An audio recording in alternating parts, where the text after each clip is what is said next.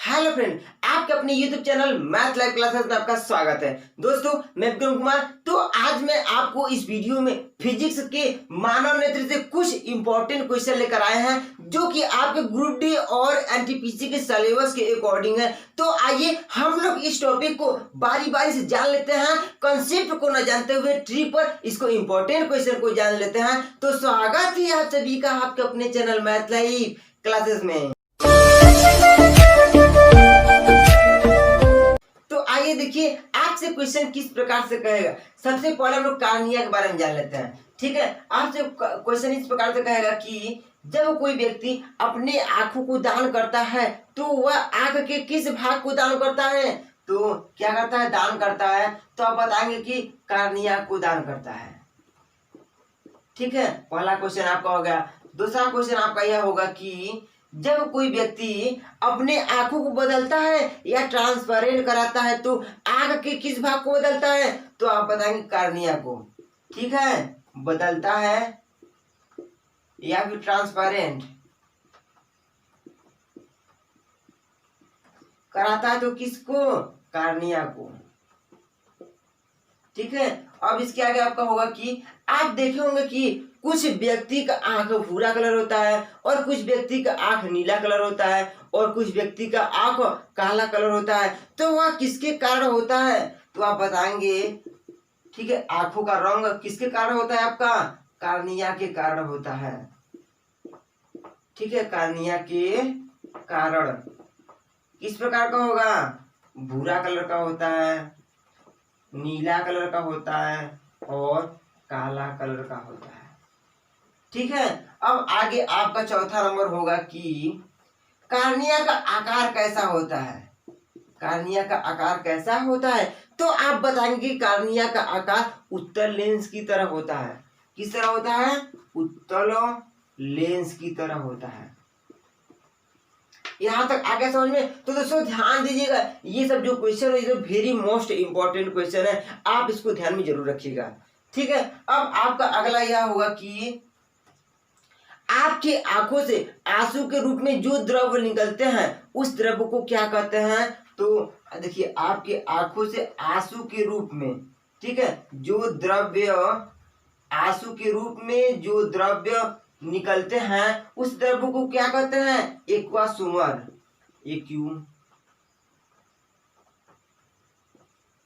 एक्वासुमर। ठीक है, एक्वासुमर कहते हैं। ठीक है ना, यानी कि आपके आंखों से जो आंसू के रूप में द्रव्य निकलते हैं उसे हम एक्वासुमर कहते हैं। ठीक है दोस्तों, अब ध्यान दीजिएगा कि जब कोई प्रकाश आपके आंखों पर पड़ता है तो सबसे पहले आपके कार्निया से होकर ही गुजरता है। ठीक है, क्या होगा? आप इसको ध्यान रखिएगा कि जब कोई प्रकाश आपकी आंखों से गुजरता है तो आपके जब कोई व्यक्ति जब कोई प्रकाश आपके आंखों से गुजरता है तो कहां से होकर जाता है? तो कार्निया से होकर जाता है। कार्निया से होकर जाता है। ठीक है दोस्तों, यहां तक समझ में आ गया? ये तो आपका क्या था? कार्निया से इंपॉर्टेंट क्वेश्चन था। ठीक है ना, अब आइए अब हम लोग आगे आइरिस और पुतली के बारे में जान लेते हैं कि आइरिस और पुतली से किस प्रकार से इंपॉर्टेंट क्वेश्चन होंगे। तो आप इस वीडियो में शुरू से तो बन रहिएगा और हाँ ध्यान दीजिएगा कि ये सब क्वेश्चन जो है ना वेरी मोस्ट इंपॉर्टेंट है। तो देखिए आपसे क्या आइरिस क्या होता है? आइरिस का हिंदी नाम भी आइरिस ही होता है। ठीक है, इसका हम लोग जाना है प्यूपिल। PUPIL। प्यूपिल मतलब क्या होता है आपका? पुतली। तो आइए अब हम लोग इसके बारी बारी से कार्य के बारे में जान लेते हैं। ठीक है, तो देखिए आपका आइरिस का कार्य क्या होता है? ठीक है, आपका कार्य में पहला क्या होगा? पहला आपका यह होगा कि जब आपकी आंखों पर प्रकाश, ठीक है, ज्यादा आता है तो पुतली के साइज को क्या कर देता है? छोटा कर देता है। और दूसरा आपका यह होगा कि दूसरा कार्य क्या होगा? जब प्रकाश ठीक है, आपके आंखों पर कम आता है तो पुतली के साइज को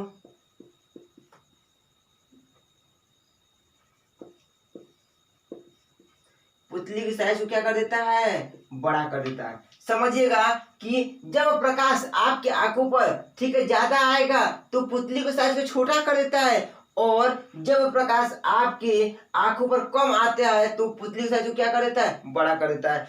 आप गौर किए होंगे कि जब कभी भी आप धूप में खड़े रहे होंगे, ठीक है, तो क्या होता है उस समय आपका आंख जो होता है ना, उसमें आपका जो आंख होता है वो बंद हो जाता है, मतलब पुतली का साइज कम हो जाता है। लेकिन जब आप अंधेरे में खड़े रहेंगे तो उस समय आपका आंखों का जो पुतली है वो पूरा खुल जाता है।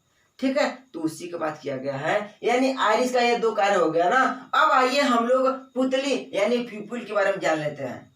ठीक है, पुतली यानी कि प्यूपिल, तो समझ लीजिए, देखिए, तो नेत्र गोलक में प्रकाश प्यूपिल से होकर जाता है। ठीक है, क्या होगा आपका, नेत्र गोलक में प्रकाश पुतली से होकर जाता है।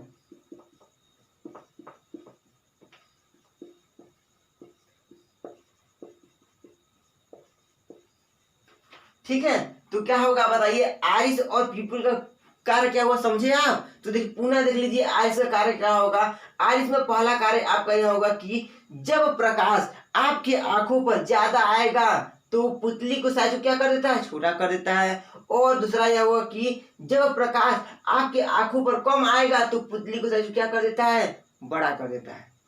ठीक है, अब आइए प्यूपिल यानी पुतली का कार्य क्या है समझिए। तो देखिए इसका क्या है, नेत्र गोलक में प्रकाश पुतली से होकर ही जाता है।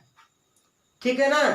अब आइए आगे देखिए क्या है आपका, आगे हम लोग जानेंगे किसके बारे में, रेटिना के बारे में। तो देखिए और समझिएगा, तो आइए देखिए आपका रेटिना का कार्य क्या है।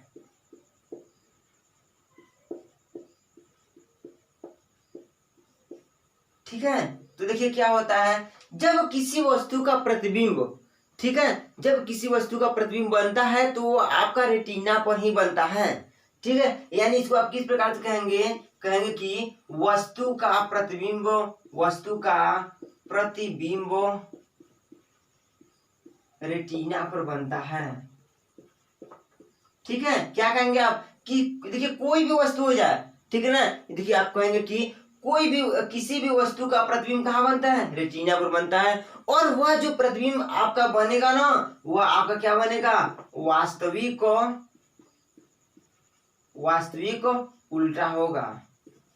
ठीक है ना, आपका यही होगा कि जब किसी भी वस्तु का प्रतिबिंब रेटिना पर बनता है और वह जो प्रतिबिंब बनेगा आपका ना, क्या होगा, वास्तविक उल्टा होगा। आगे समझ में। अब आगे इसकी ध्यान दीजिएगा, आपकी रेटिना में कुछ सेल लगे होते हैं। ठीक है, आप रेटिना में कुछ क्या लगे होते हैं, सेल लगे होते हैं। तो रेटिना में कौन कौन से सेल लगे होते हैं, एक होता है कोन सेल होता है, एक होता है रॉड सेल। क्या क्या होता है आपका, एक रॉड सेल यानी कि क्षण कोशिका, और आपका अगला होगा कोन सेल। ठीक है ना, कोन सेल मतलब शंकु कोशिका। ठीक है, अब देखिए क्षण रॉड सेल का कार्य क्या है। ठीक है ना, किसका, रॉड सेल का कार्य क्या है। तो देखिए ये जो रॉड सेल यानी कि क्षण कोशिका है, प्रकाश की तीव्रता को पहचानता है। क्या करता है आपका, प्रकाश की तीव्रता को पहचानता है।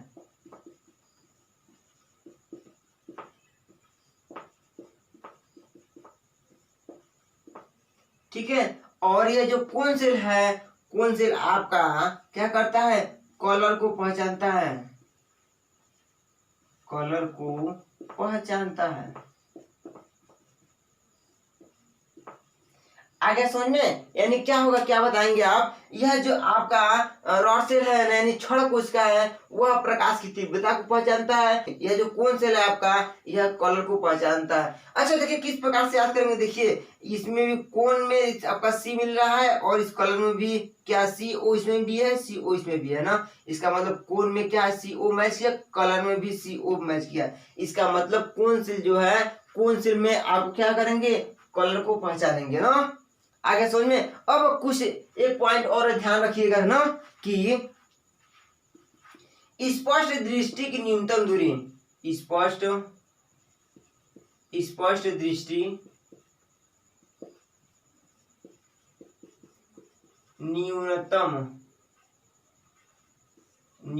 ठीक है, स्पष्ट दृष्टि की न्यूनतम दूरी